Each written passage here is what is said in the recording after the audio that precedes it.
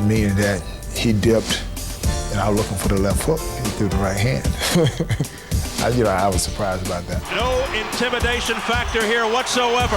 Evander is fighting the fight, but what he's doing is kind of smart. He's trying to smother Mike by actually getting too close of him, a la Buster Mathis, and hold on once he gets inside. That was a good game plan. He took me off guard by holding me. He smothered my punches. He's not moving Holyfield back. On my mind at that time was keep Mike going backward and see could he adjust. He can't fight going backwards. Never could. His whole thing is going forward and destroy you. If he keep his left foot in front of Tyson, in the middle of Tyson's stance, all he has to do is push off on his right foot and Tyson will move back. You saw how he was walking Tyson back all night. Work that body, work those little ribs. Get to his body, Mike. Start it with the body like you did the other round. The logic of going to any fighter's body, there's an old saying, kill the body and the head will die. Evander Holyfield also has a 30-inch waist. He has a small body. So he doesn't have a big, durable body, as do some of the other fighters. When he worked the body with the right hand to the body under Evander's jab and then ripped up, you could see Evander Holyfield was physically aching by those body shots. They hurt. The chance of Holyfield. Oh, down goes Tyson, a left hook. I threw a good body shot, but I was trying to hit him on the chin and I missed the chin. And I hit him directly in the chest. And and there was just so much force on that shot. Lift him off his feet.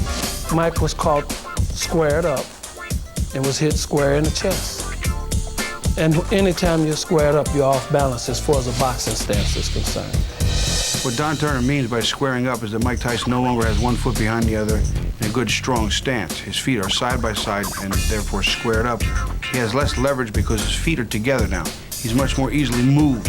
His body and his shoulders are also part of that, and they're squared up and now a bigger target.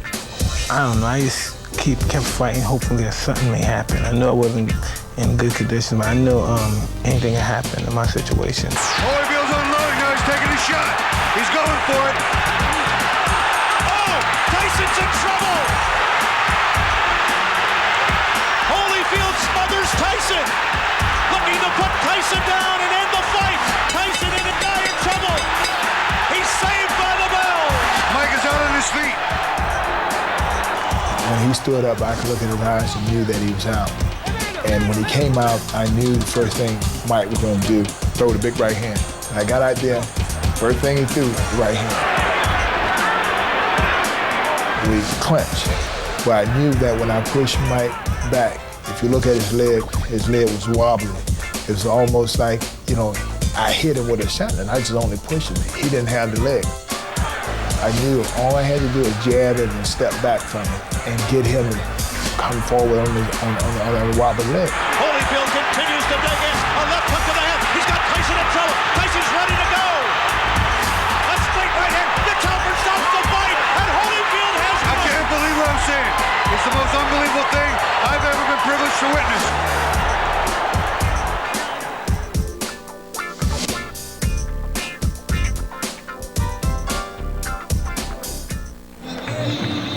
Now, the Holyfield camp claims they won't mess with success, and what worked last November will work again now in June.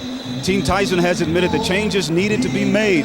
Most notably, trainer Jay Bright has been replaced by former Tyson trainer Richie Cicchetti. Now, Ray, I want to talk to you. Do you agree with the philosophies of both camps right now? Well, I do. I spoke with Don Turner yesterday, Tyson's trainer, Holyfield's trainer, and he said this fight here may be a lot easier than the first encounter, mainly because he feels that Tyson is one-dimensional. Tyson, on the other hand, had to make some changes in his camp, bringing a better trainer in Richie Cicchetti. But I think it all boils down to this: who has the better chin? Are you surprised at not the confidence, but it borderlines almost arrogance of the Holyfield camp? Well, I think it's reassurance that Holyfield is so confident, in great shape. They know he's going to win. And that main event is coming up. Now, perhaps in an attempt to change as much as possible from last November, Team Tyson filed a protest to the reappointment of Mitch Halpern as referee. Okay, Ray, now let's hear exactly what Team Tyson had to say about their preparations for the rematch. For that story, let's go to Jim Gray. Jim. All right, thank you very much, Jim. There is a lot to talk about with Team Tyson. John Horn, Rory Holloway, the co-managers of Mike Tyson. First to you, John. You filed the protest. Eventually, you got what you wanted, the removal of Mitch Halpern. Why was that so important to you guys and to Team Tyson? Well, it wasn't that it was Mitch Halpern. It was that it was the same referee that was in the first fight. So it didn't matter. Mitch Halpern's a fine referee, and we're sure that he'll be back and he'll do a lot more things. Was it because you just didn't want the repeat of the same gentleman in the ring because you lost? Is there superstition involved? Did he do a bad job? What was it exactly? No, it's just a matter of the interpretation of a previous referee might be different or somewhat not neutral as opposed to another fresh referee. So we decided that, in all fairness, it should be a clean slate. And you're happy with Mills Lane? Holyfield is happy with Mills Lane? I don't know about Holyfield. Mills Lane is one of the best referees ever, so we're very happy with that. You've been with Mike all day. Take us through his day and his preparation today. How is he feeling? Seems to be a very quiet, calm here tonight. Mike knows what he has to do. He's been here in these situations in his mind for so long. He's been prepared for this whole game of boxing for almost 20 years now. And this is just another card he got to pull out of his deck that he's learned all this time. And I'm sure tonight is going to be a wonderful night. Let's bring in Rory now. Rory, the change from Jay Bright to Richie Giacchetti. How much impact will that have tonight? Well, it's going to have a great impact. I think the most important part is the chemistry between the trainer and the fighter. Communication is very important, especially in that ring. Although Jay Bright is an excellent trainer, he's a brother of ours. We love him dearly, and I'm sure he's with us tonight. Rory, of all the people, you have Mike's ear. Is Mike nervous and anxious about tonight? Does he feel his career's on the line? Well, I'm sure he's anxious, nervous. He's probably a little nervous, but that goes with the territory. If he wasn't nervous, then I would be upset. All right, Rory, we appreciate your time. Thank you. All right, let's send it back now out to Bill Boggs. Thank you very much, Jim. We're here with the Reverend Jesse Jackson. Earlier in the evening, we had the commemorative 10-bell count, remembering Dr. Betty Shabazz, who just passed, and some other recent tragedies. What significance would you like to add to this, Reverend Jackson? In so many ways, this is the other side of the personality of Don King that's kind of underexposed.